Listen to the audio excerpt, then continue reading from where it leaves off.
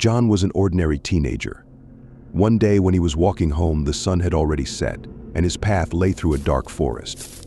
The leaves rustled under his feet, and John felt a shiver down his spine as he noticed red eyes sparkling in the darkness of the forest. But he decided it was just his imagination and decided to ignore it.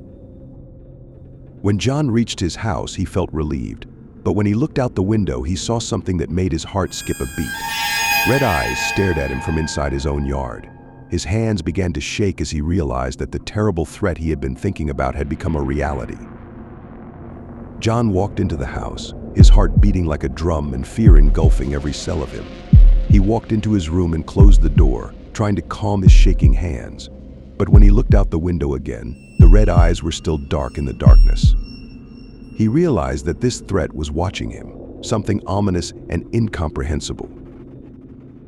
John's heart was beating so hard that he was afraid the monster would sense his fear.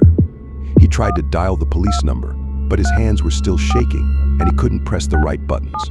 Panic overcame him, and he realized that he would have to deal with this threat himself. Deciding not to remain inactive, John left his room, took a flashlight, and went out into the backyard where he saw those red eyes. He looked around, but did not see anyone. His heart beat even faster when he heard a whisper behind him. He turned around and saw the silhouette of a tall figure with red eyes standing in the shadows. John could not move. It seemed to him that his legs were tied by threads of fear.